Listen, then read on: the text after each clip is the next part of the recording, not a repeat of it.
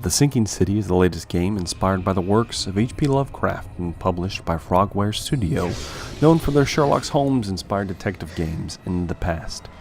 In fact, The Sinking City falls right into their wheelhouse as you will trudge through the footsteps of Charles Reed, a war veteran turned private eye, following a series of cases of progressive nightmares and insanity that has led him to the relatively unknown and uncharted city of Oakmont, located somewhere on the eastern seaboard of the U.S., in addition to his own nightmares, which in and of itself is a character in this rich and treasure-hidden sandbox-style game, chock full of eldritch secrets and nods to Lovecraft's extensive mythos, and not just his more popular works, though there are plenty of references to the Great Cthulhu and the Nightmare over Innsmouth, and even the Mountains of Madness, but there are just as many small underlying stories similar to The Color Out of Space and many others that may, well, simply not grasp the amount of effort that Frogwares has put into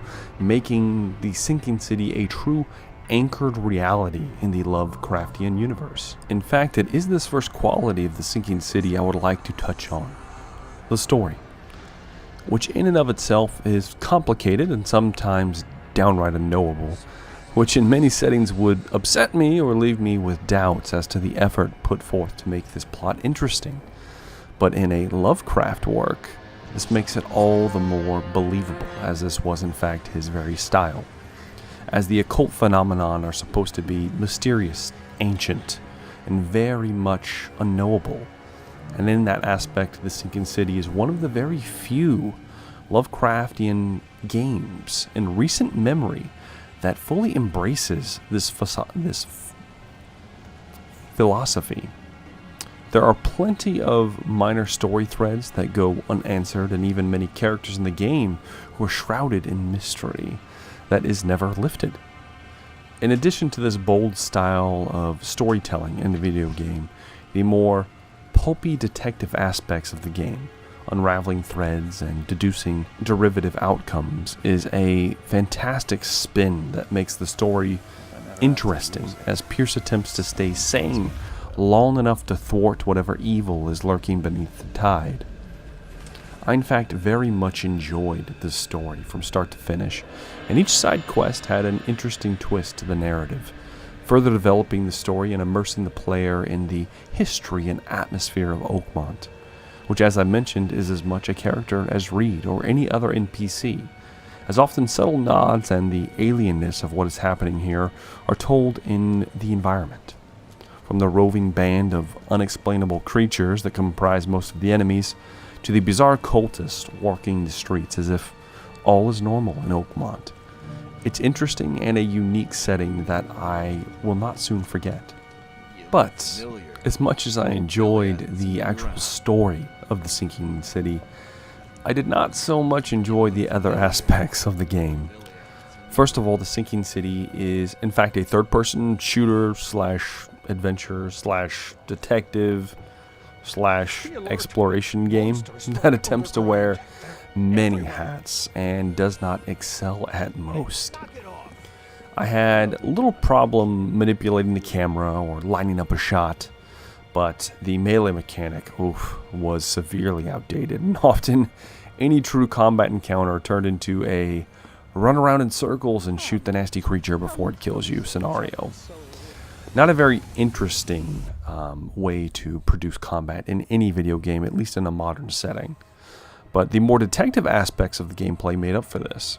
At least they do if you learn to understand them, as one further complaint about the game is that there is almost no direction given when it comes to certain systems that need to be used to progress the story. For instance, during the tutorial mission, the game does not inform you that you have to use detective vision after you collect all these clues to follow a trail to a body a few buildings over. It simply does not state it. There is no mention of it whatsoever. You simply have to figure it out. You cannot progress the game until either you stumble upon said body or you just figure it out. That you have to use said vision at this exact moment to complete the task at hand. And usually I am all for a more bare bones approach to guiding a player. But you should at least walk someone through the tutorial before dropping them into the deep end. At least in my opinion, when there are some of the more unique mechanics that I wish would have been explained in a little more depth in the tutorial that you just had to glean as you played. This is further exasperated when you need to look for your first clue in one of the many record depositories around the city. These could be anything from newspapers to police reports to university books, things of that sort, where a simple just minor gameplay aspect that should have been explained was you have to have the specific clue selected that you want to research, otherwise it does not work. Simply knowing this to select the clue you are researching would have shaved a half hour of fumbling around from my experience with the game and made it much more enjoyable and much less frustrating, at least early on. Once you grasp the concept of what you're doing, it becomes much more intuitive, but it is not something that you see in video games very often, which makes it very awesome and unique to the Sinking City. But for that reason, I felt like it needed a little bit more touched on for it to be explained better for new players. And though there's also the possibility that I was just not intuitive enough to initially grasp the concept at work. But if that is the case, being a very experienced gamer as myself, I feel like many people will have the exact same problem. And it will prevent many gamers from just not finishing this great story, as some of the actual mechanics divulge into more grinds of frustration than any real fun. One of which is simply traveling around the city. It is relatively fun your first time to comb the streets of Oakmont and take a boat to maneuver a sunken street, but it quickly loses its appeal as you are forced to backtrack and explore a relatively empty city throughout the entirety of the game. In fact, it led me to purposely devoting hours of playtime simply combing the city for fast travel points to eliminate the need to walk everywhere. And while the fast travel does save you some time, it also highlights one of the game's major flaws in its quite long load times. But we will cover more technical aspects relatively soon in the review. Before we do, I would also like to talk about the more RPG aspects of the game, and of course the Mind Palace. So you do in fact, as Reed, have a skill tree where without some significant grinding will not fill out every skill. These specialize in 3 separate grids, one involving combat, both melee and shooting. Another is more resource based, allowing to craft and store more goods. And the other is more based on your core stats, such as health, sanity, things of that such, which also governs more experience and quest rewards. In truth, these trees do not do a whole lot to affect the game outside of the very basic combat you will be encountering and outside of the health and sanity boosts. Some of the other stats are minute and rather lackluster, in my opinion. In fact, I would have probably preferred to not have to worry about this at all. Just dump it completely and possibly put some more depth into the Mind Palace, which I thoroughly enjoyed. Which is where most of the detective works take place, as it stores all of your current clues and assumptions about an ongoing case.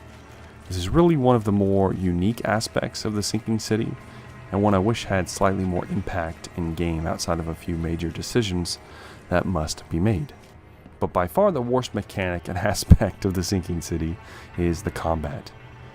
I can see the appeal of including a fighting mechanic simply because this is a video game, but if you are playing a true Lovecraft-inspired game, combat should be almost not an option, as in many of his stories, the monster or monsters are either unkillable or so alien you would not know what to do to it in the first place. And I think this is where the game suffers, as I believe Frogwares believed they had to have some kind of combat for people to play this game, and I really think that is something that should have been stripped from the experience. I would have enjoyed the Sinking City even more if there was no combat, as the combat that is presented is clunky and outdated. There's There's no cover mechanic, the attack animations are rather subpar, and the hit detection is really bad, especially the melee. It's rather horrible, and it just is not an enjoyable system. And this has only further highlighted some of the severe technical flaws with the Sinking City. Now, the game is vast and a large and impressive city, but large and impressive cities have become almost a staple in many video games these days, and a certain level of polish is expected by many people, especially for a full price game. Unfortunately, the Sinking City suffers from a lack of both polish and simple graphic stability. It is not an uncommon sight to see empty streets in Oakmont, or entire blocks that are unrendered and out of focus until they are filled and restored a minute later. Likewise, the people on the streets do not interact with Reed outside of key NPCs and do almost nothing while monsters are ravaging their town. In addition to this, the load times between parts of the city are both long and, in my opinion, excessive, as simply going into a building from the street and back can take up to a minute or more. Something that is usually not a vast problem, except you will be spending the majority of your time in Oakmont running into and out of buildings. That is where the actual story takes place, meaning that I spent somewhere upwards of an average of 5 to 10 minutes per case looking at loading screens, of which there are a few, but they do in fact give you helpful hints about the game mechanics that I wish the game actually did itself in real time. But perhaps I am being too harsh. I will also state that the technical difficulties even extended into several crashes, just outright crashes of the game. Something I have learned to expect on a PC build, but I was reviewing this on an Xbox One. And most console games are expected to have this kind of issue or have a limited instance of it. It is very rare nowadays that you come up with a fully polished AAA game that crashes on the regular as much as the Sinking City did, which I just really regretted every time it happened. Often it happened either during a loading screen, moving from environment to environment, or in the aforementioned substandard combat when too many enemies were placed on screen. And the game would simply crash, and that was that. Now, I know that the majority of this review makes it sound like I did not enjoy the Sinking City, but that is far from the truth. I both did and did not love this game. I am conflicted, because on one hand, being a fan of Lovecraft's works and spent many hours reading his fiction, The Sinking City is a treasure trove of how to do a Lovecraft story right in a video game. But on the other hand, as a longtime gamer, the outdated mechanics and rough presentation make The Sinking City difficult to slog through. And I can see how someone who's not a fan of Lovecraft passing this one by. Though I was impressed by the Mind Palace and the more detective aspects of the game. While not exactly new, put together with enough of a spin that makes them fit into The Sinking City and give it some more redeeming qualities. In fact, some of my favorite moments were trudging along the seafloor with almost no combat involved, or unraveling the mysteries of some eldritch ritual.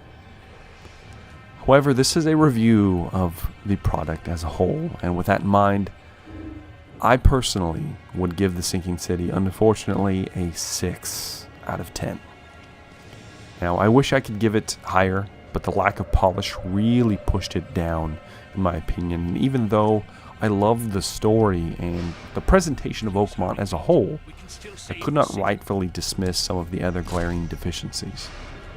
And perhaps I am being too harsh, but that is where I would like your help. What would you give The Sinking City if you had to rate it? Was I too hard on it? Was I not hard enough? Let me know down in the comment section your opinions. And as usual, guys, I have been Jumbo Thick. This has been my review of The Sinking City. If you have not already, do make sure to like this video and subscribe to the channel to see more content. And I hope that I will see you again in a future video. Have a good day.